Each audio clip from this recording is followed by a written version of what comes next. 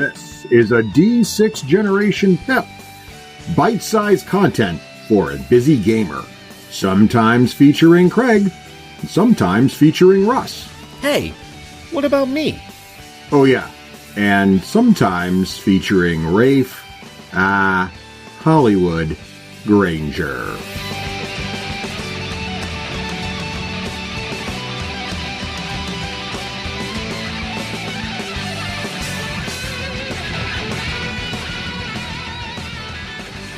Hello, Raef here. Good old-fashioned Hollywood Minute coming your way.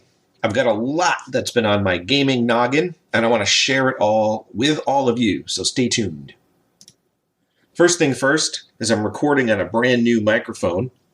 I've noticed that ever since I moved from my house to my upstairs loft gaming studio, the sound's a little more echoey. Now, I know why. I mean, right now, I'm speaking right into the corner of a totally just painted wall. I don't have any wall coverings up. I don't have a carpet. I don't have any soundboards. Before I go down that path, I just wanted to see, perhaps it was the microphone that I had. It wasn't the good old voice quality that I'm used to. So this is a bit of a test run, and I'm looking forward to hearing how the sound comes out. So I want to share with all of you what's been new with me. Okay, let's talk Euphemia. For those of you listening to the podcast feed on the D&D, you'll notice that Seppi's character, Pyric, has sort of defaulted Euphemia into the leadership role. And you may notice by the couple last episodes, Pyric and the crew is not really turning to Euphemia for many leadership questions like they used to. Now, if you are wondering like, oh man, how come they're not doing it anymore? I actually think that's a really neat role-playing situation, and I wanted to share with you my thoughts as the player character behind Euphemia on that. You'll notice in the very most recent episode, I shouldn't say most recent by the time this airs, but in one of the episodes where we went on, the four of us got blipped out of the cave. That would be me, Ulrich, Pyric, and Shadeen. You'll notice that Ulrich was turned to, and of course Pyric, but he's always held the counselor role, but in the end, it was decisions made ultimately by Ulrich, I believe. Now, this actually fits directly in with Euphemia's role when I decided with her with leader. She does not want the leadership role. She does not seek it for her ego, or for my ego, for that matter, as the player character. Euphemia views her role is that her friends, and this party is considered her friends, is the utmost importance to her, and the utmost safety of her friends is what's important, not who's leading the group. So the fact that the decisions were given to her, she went ahead and made them as needed, as long as the ultimate group thoughts were considered. So if the ultimate group is thinking that there's new leadership in ready to be installed, then she supports that. And what's interesting with the bow is I want to do a little bit of behind the scenes with the bow. So the bow is for lack of a better term, an orc-infused bow. And I really want to come at this bow. Russ doesn't even know this yet. I've got to send him a behind the scenes, but he'll get a lot of it in this audio.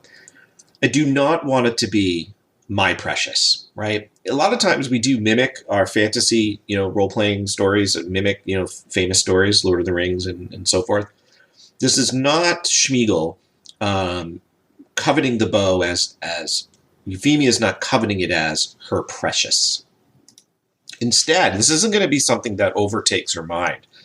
Now, I think the party fears this, and is why perhaps the leadership role has changed, and that's okay. That's good role-playing. But the mindset Euphemia has, or I have as the player character, is that the bow is a sentient creature. And Seppi and Euphemia, in the beginning of these campaigns, we weren't viewing the world as a place to just be murdered, even though you'll see many instances in the history where Euphemia would launch the first shot.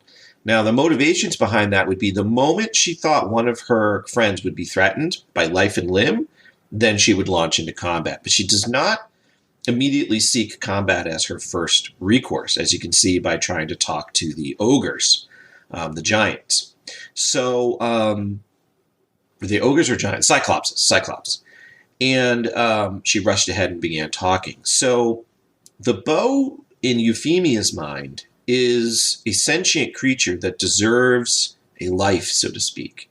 And so her goal and her mission is going to be to convert the sentient being inside of the bow to be good, and thus saving a sentient being in her mind. So in other words, she views it as there was a little goblin running around out there one day, and she will have a very distaste and hatred of goblins because Ulrich would have a distaste and hatred of goblins, and she looks up to Ulrich as one of her dwarf brothers. And you may have mentioned, too, that she has adopted Moradin as her god now. Now, she hasn't made this outwardly, but that's behind-the-scenes motivation. And so she views that if she can convert this goblin sentient being in the form of her bow, then she's converted a goblin to become the follower of Moradin. And you'll also see that this conversion of the people to Moradin goes way back to the cave, the dining cave. I can't think of it now. All of a sudden, the name escapes me. But Pyric branded them with his palm on their head to become followers of Moradin, and so that's been a theme behind the scenes. And so I just wanted to share that with you all, and a little behind the scenes peek of my motivation of Euphemia. So that is an update on Euphemia. Let's give you an update on what's been going on in my MMO world. I'll never forget, by the way, I had talked about Lord of the Rings one time on my MMO, and we got listener feedback, and I'm going to ask about listener feedback at the end. And one listener was just really driven insane. I don't remember the name, but he was really driven insane, and he said something to the sense of something like, "Oh my God, Raef talks about these MMOs, and for God's sakes, he's not curing cancer," or something to that effect. I was actually kind of hurtful because I was like, "Oh, I'm not trying to pretend that these rambling talks of mine are any better or any more sensible than someone attempting to cure cancer." But I have fear around talking about my MMO journey. But this has been a journey that's been plaguing me. So, as you know, I've been recently playing a lot of the Burning Crusade, which is the classic version of WoW, and I've been doing raiding. Well, the guild I was in broke up, and we went to a second guild. And I didn't know this about raid teams because I'm new to this. This guild was a much more advanced raiding guild. They were very on top of their raiding guild. I mean, their raiding skills. They would raid 3-4 times a week, and they were really progressing through the content, which is what a raid team wants to do, I've learned. My prior guild was much more casual. We raided as a thing that was fun to do, and it was a much more casual setting. What I began to realize in the second guild that I joined without realizing it was by them raiding so many nights. Now, I would only raid one night a week. By them raiding so many nights, they would get ahead, and the team got ahead of me as far as gear. And I didn't have the time, translation, I did not want to dedicate the time necessary to catch up on gear by doing other runs, other dungeon runs, heroic dungeon runs, what were called Kara runs, which would be 10-man dungeon versus 25-man dungeon, to be able to catch up. And I began to feel a very guilty team member. Like I wasn't pulling my own weight. And it became a lot of none fun. It was no fun. Even though the team members were very gracious to me and knew my schedule, they were not demanding more of me. They were not asking more of me. But I was noticing that I could not compete at the level to which they were competing at. And it was causing me quite the gaming suffering. I know that sounds really corny, but in between, I'd be like, I should be doing more. I should be getting my gear up so I can be a better team member, because I was switched to a DPS role from a tank role, and I learned something about that too, whereby my DPS numbers just blew, and meaning that other people would have to sort of carry my weight DPS wise. It just was bugging me.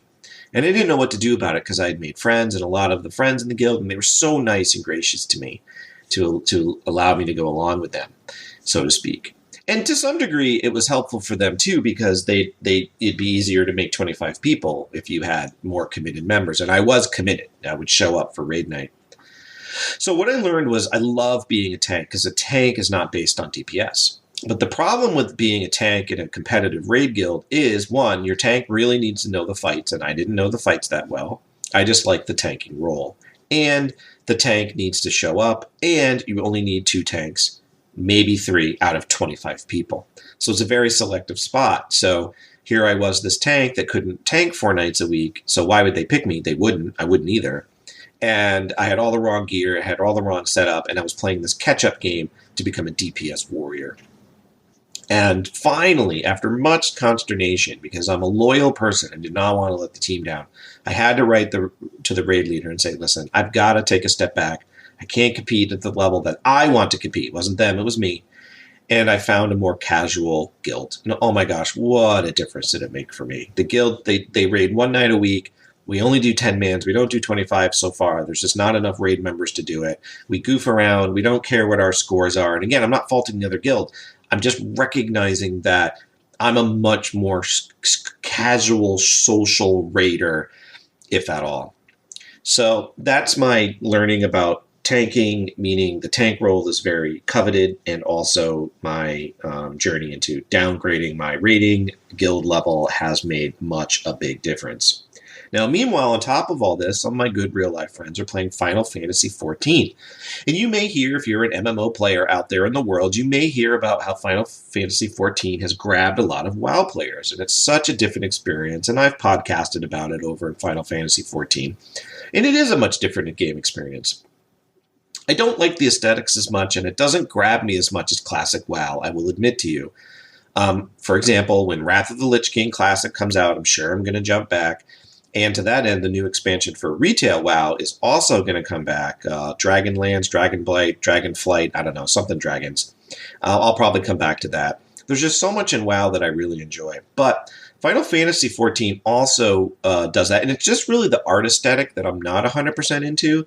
But I am having a real blast. I see why a lot of people like Final Fantasy XIV. The community is amazing. Super nice, easy to dungeon, easy to pug. That's pickup group. And I'm playing a healer class, which has been a lot of fun. I think what's holding me back against Final Fantasy XIV is there's such a steep learning curve for me in learning a new game. I've learned so much with with WoW that I kind of don't want to spend the learning curve time with Final Fantasy XIV. So, but that's what I've been doing. I'm playing a healer. I'm playing a white mage, and it is fun to play dungeons with my real life MMO friends. Now, I've also dipped my toe into a little, 16-bit, I think it's what it's called. It's called Core Keeper. Read about it on Steam, and they're calling it a mix between Stardew Valley and Valheim. I played a little bit of Stardew Valley, and I played a little bit of Valheim, but those games don't grab me after the initial 10 hours.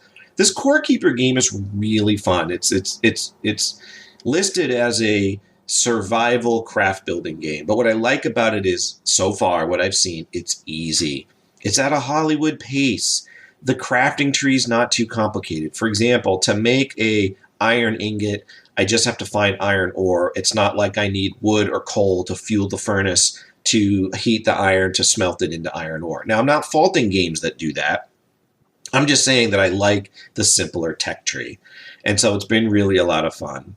And the first boss that you kill in this Core Keeper world, the premise is you're this underground guy and you just appear and you start digging these tunnels and you have to kind of live and survive and craft and make your base.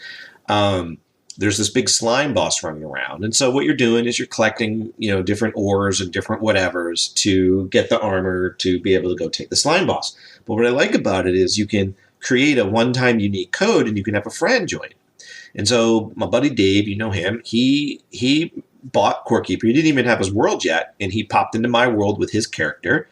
And he can walk away with the stuff in his bags from my world and go into his world, which I think is really cool. And he and I dinked around. Oh, and Doc, too. I played a couple hours with Doc. We didn't do the boss, though. But Dave came in and helped me fight the boss, which was super fun. So we were able to take down the boss. And then you take, the brain. It was a giant blob, and then there was some sort of, brain inside the boss. And you take that brain and you stick it back in your base, and it alerts you to the next boss or something like that. The other thing I've noticed I like about Core Keeper is it's just relaxing. It kind of reminds me when I would play Prison Architect, just relaxing sim game. And base building, I don't know that I'm a huge base builder because I do have a lot of materials and I could build out the base, but I'm not interested in that. I seem to like exploring, and I'm looking forward to creating some different farms. Like I need slime, these little slimes that you kill, and they drop slime, and then I need those to make potions. I just unlocked the alchemy table. And so I've seen on YouTube that you can create these slime farms, and then you don't have to go hunt down slimes. They just breed in your little area. I think I need to do that for larvae, so I'm looking forward to doing that next. So that's what I'm up to with Core Keeper. Now, Stellaris, my other favorite. It's funny, guys. The game that I have the most hours in is Stellaris. I love Stellaris. So even as I'm playing Core Keeper, I'm like, Raef, you should be playing Stellaris because there's a brand new update with Stellaris. But I just don't have enough gaming hours to play Final Fantasy XIV, Core Keeper, and Stellaris. So I'm sort of holding off on Stellaris. But then Andy, my good friend, old Andy, he's playing Crusader Kings 3, and I love that game too. So that's my gaming quandary, how to handle the gaming quandary of what game do you want to play and when a game wasn't satisfying me, like, wow, my recommendation to you is make a change. Just make a change. Try to untwist oneself from the axle. That's what I needed to do, and decide what level of time commitment do I want to commit, and what do you want to commit, and then just commit to it and have fun, even if it means taking a step back or switching guilds or something like that. So that's my advice to you if you're in a computer game quandary. Just play what grabs you, and if you're in a quandary and you're not having fun, even though you think you should be having fun, just stop that activity, move on to a different activity. Let's move on to miniature games. Miniature games. Had a great time playing with my buddy Sean. He is a big, big, big Lego creator. He can create his own Lego stuff like you see on Lego Masters. He actually even knows Jamie from Lego Masters from his Lego days, my friend Sean. Well, he had created a bolt-action terrain table, and he had created 3 armies, an Italian army, a German army, and a British army, all out of Lego, complete with the equipment from the Lego. I'll put some pictures of it in the Discord. And so he had 100% rep, WYSIWYG, bolt-action Lego figures. Now, it did require some other third-party market to get different arms and whatever, but he had them get the kneeling positions and different arms and all the weaponry. It was really fun.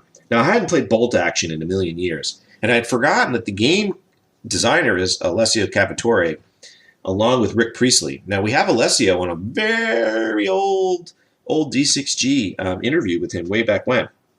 But I'd forgotten he had designed bolt action. So we played bolt action, and Sean had these little card printouts, which made it so much easier, and he was up on the rules. And we played a bolt action game, German versus British. It was a lot of fun, guys. Now, he has vehicles. We didn't play vehicles. We played all infantry. I played the Germans. And we had some really cinematic teams where there was a bell tower right in the middle of just a tower right in the middle of the board. I ran my sniper team up into the middle of the board. Now, from there, the sniper didn't really get that many confirmed kills, but it was really cool. And the whole time I was dreading, he had a piece of artillery, howitzer, except they don't call them howitzers. I forget what the Germans, maybe they did. But anyway, he had an artillery piece that could direct fire, and he kept aiming at that tower piece of mine. So I was having visions of Saving Private Ryan in my head with my sniper up there. But it's a really good game. Another cinematic moment is I had a flamer team up, ran up, went around, hit a bunch of his men, and just caused the whole squad to just fail their morale test and run and flee and get off the board. So Sean and I had a good time. We're looking forward to round 2. He did the sneaky thing where you send your buddy the rule book. So I get in the mail all of a sudden this package, and it's the German bolt action rule book, and I'm like, ha, Codex. I'm like, I see what you did there. And that brings me to Kill Team. Sean had come over a couple months before that, and I busted out my Kill Team box, which I had the Orcs and the Imperial Guard. We had an absolute blast playing Kill Team. We just played the starter rules. I cannot wait to play Kill Team again.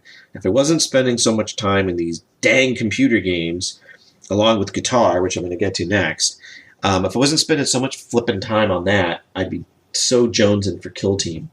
I also built out in my Age of Sigmar army with Orcs, Played Christian, got my butt kicked. But I'm really looking forward to Kill Team, some more Kill Team action. And on that end, Doc sent me a YouTuber named Dana Howell.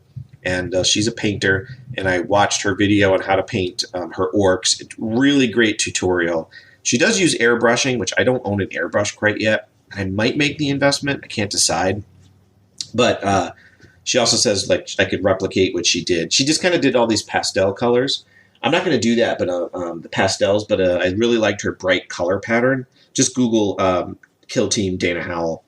And really good instructional video. So I'm going to follow her tips. She talks about how to undershade different colors, and I'm going to do that. I can't wait to do that.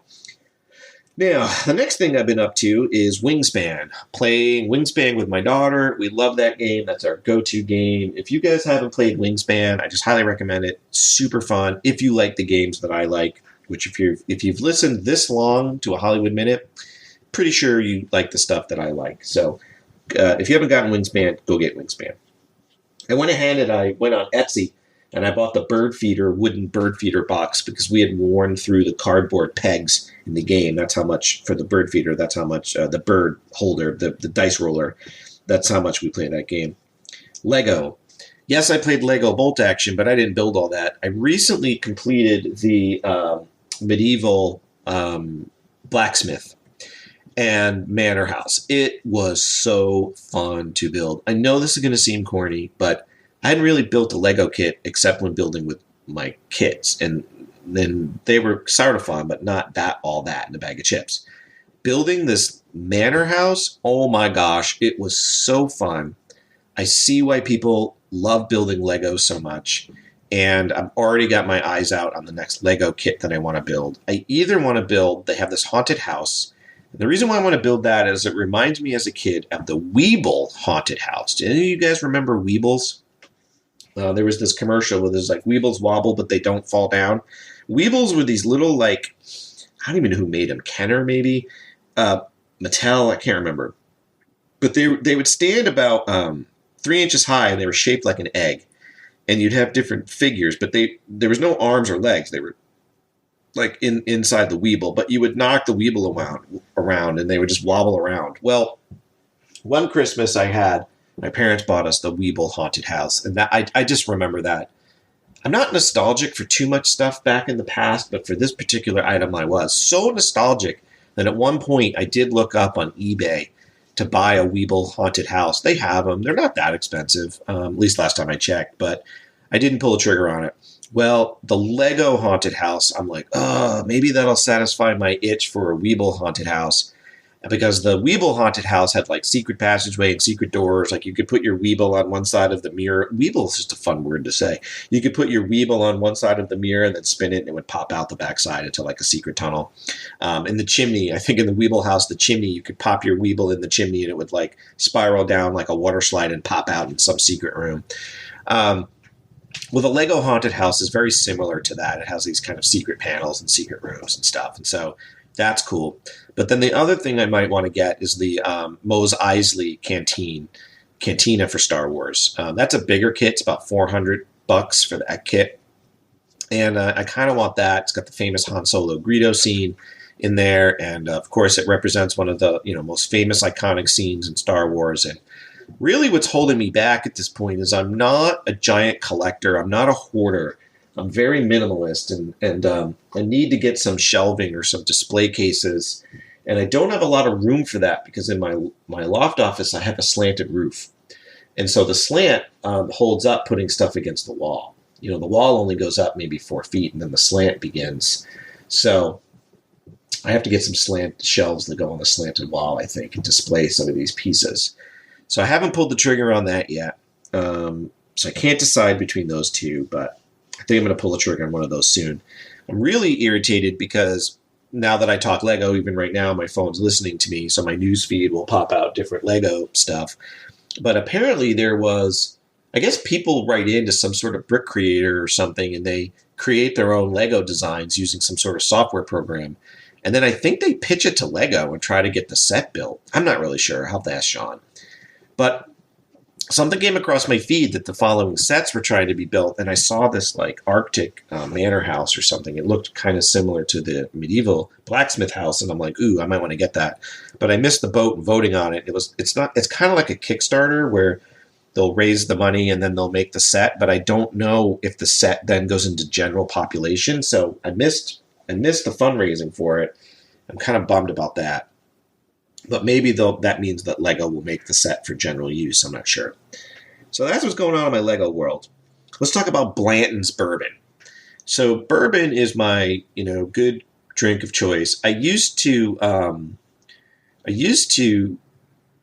want to get into whiskey, but man, I could never. To me, drinking whiskey is like licking the inside of an oak barrel. Like I just didn't really like it. I have much more of a sweet tooth. I'm a margarita drinker kind of guy. I like my sweet. Not too sweet, but sweet. Well, out in some convention, Gen Con, I think Moss, one of Doc's friends, Moss, might have heard us talk about him. He would drink Maker's Mark. And so one time he's like, hey, Raef, try this. And it was just regular Maker's Mark, nothing fancy. Well, it was pretty good.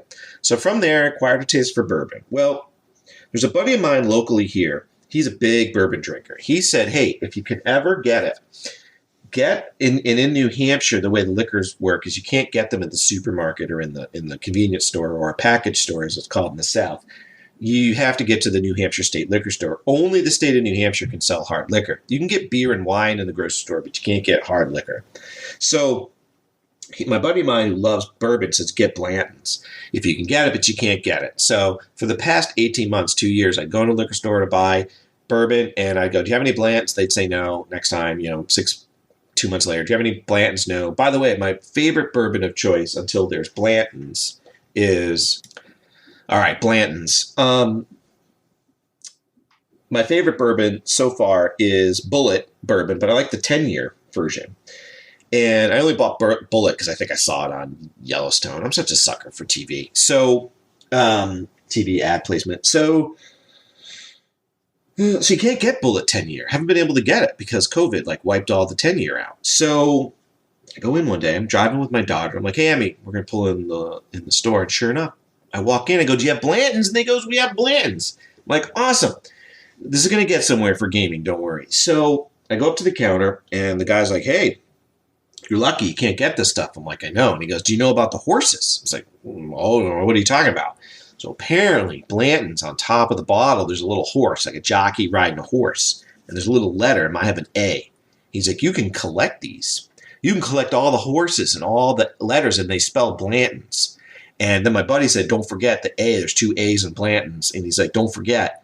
But he didn't say don't forget because I didn't know. He's like, just so you know, there's 2 different A's. So I'm like, oh my gosh, now I got to collect all these Blantons because I want all the horses because I'm a collector. And then the guy at the cashier says, oh, by the way, he's like, you can sell this stuff on the internet for like $350. And I was like, uh-oh, because I didn't ask the price. I wasn't prepared to spend. I figured this bourbon was now going to cost me $150. And, I like bourbon and all, but I don't want to spend $150. So I'm like, crap.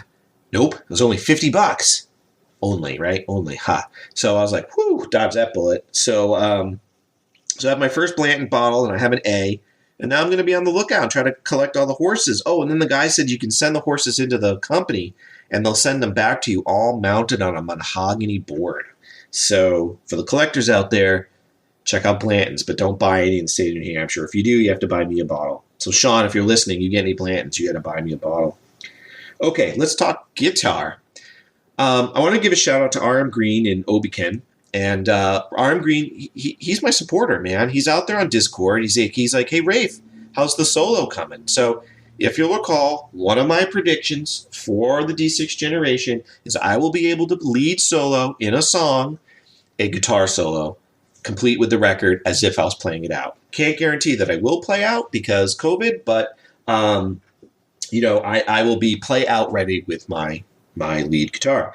So I'm working on Dreams, which is by Fleetwood Mac, but I'm doing the I, My, 2 cover.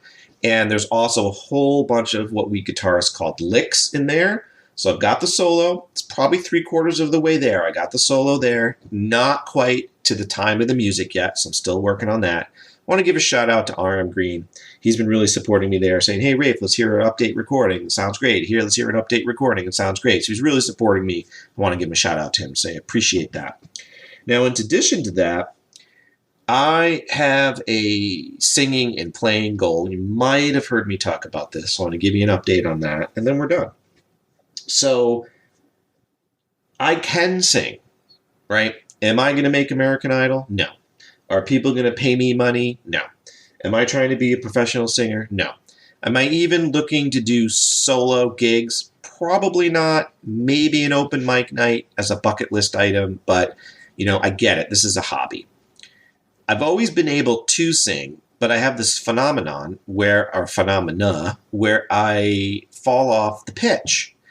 And I have an ear for music. I know when I'm falling off the pitch. And when I fall off pitch, my heart races, I get nervous, my palms get sweaty, I feel like an idiot, and I get so embarrassed. And once that happens, forget it. I cannot get back on pitch. And sometimes I just can't get back on pitch. Now, if I have another singer with me, I can fall off pitch for half a second and then immediately jump back on pitch. So when I'm singing along with the radio or singing with another singer, it's a false sense of security of being able to sing. And so I've had this bucket list goal of I want to be able to sing a song to the level that it's not embarrassing. And I don't go off pitch. And I've just been having the toughest time. It's been years and years and years. I have an update for you on this journey because I fall off pitch or I'm on pitch, but I sound stilted, stuffed, strained. I don't sound comfortable. I can't seem to emote or couldn't in the past emote through the music.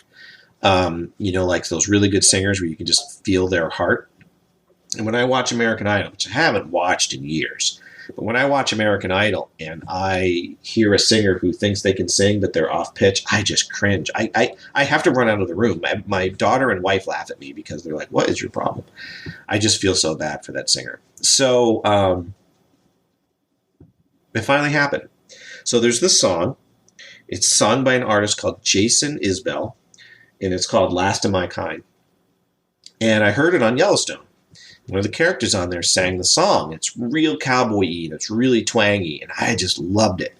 I ran up to my den that night, got my acoustic out, and I started plucking away at the chords.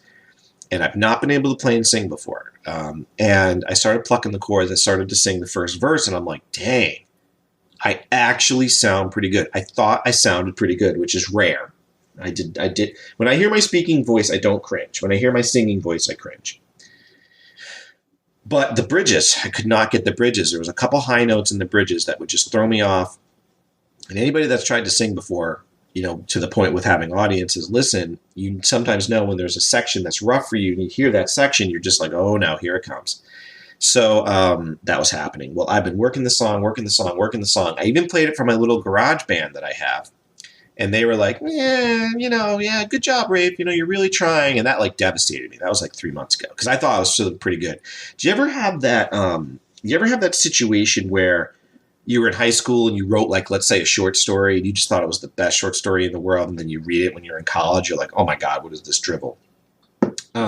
It's kind of like that. So I kept working the sections, worked with my guitar teacher who sings and plays out. Worked the sections, kept working it. He'd give me all these different exercises, sing like a goofy person, sing like you're screaming, sing soft, sing loud. He would just give me all these exercises. Well, finally, I played it for him the other day, and I didn't get one piece of feedback, and I nailed it. I knew I nailed it. It sounded so good. And then I said to my teacher, Tom, I say, I know this is crazy. I know this is not going to happen. But I have this bucket list idea like you see in the movies that I'll come to one of your gigs, one of your solo guitar gigs. And you'll see me in the audience. You'll be like, hey, my student Raef's here. And you know what? We're going to bring him up here on stage. And he's going to sing a song for you. And I'll sing Last of My Kind. And he's like, you know what, Raef? Let's do that. Well, I about hit the floor. Because I kind of sort of mentioned stuff like that before, and he was very, very polite to my ego and was like, not going to happen.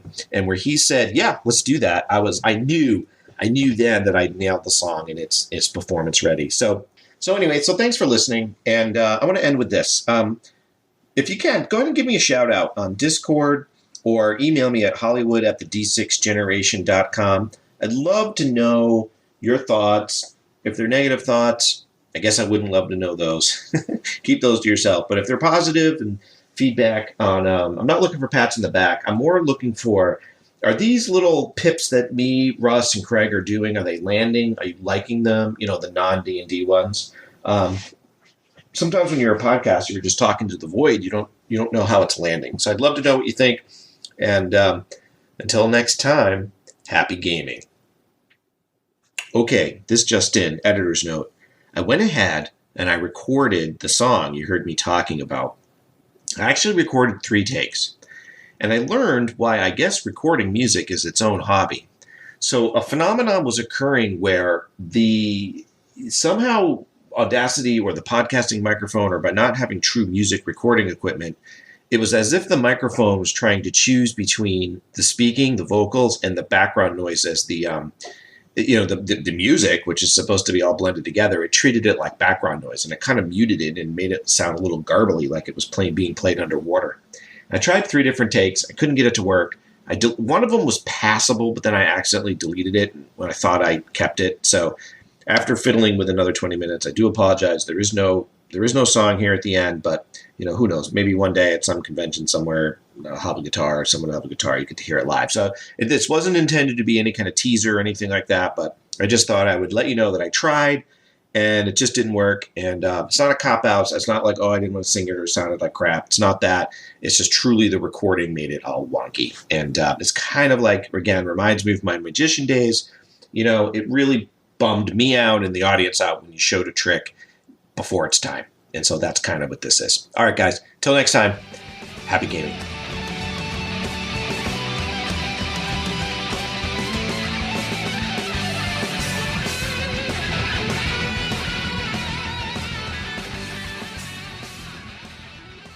Achievement unlocked! You've made it to the end of another D6 Generation episode, the podcast whose humor has universally been acclaimed as not too horrible. Please let us know what you thought of the show by emailing us at info@d6generation.com. If for some inexplicable reason you actually enjoyed this show, you can help others find out about it by leaving positive reviews on iTunes. Thanks for listening, and happy gaming.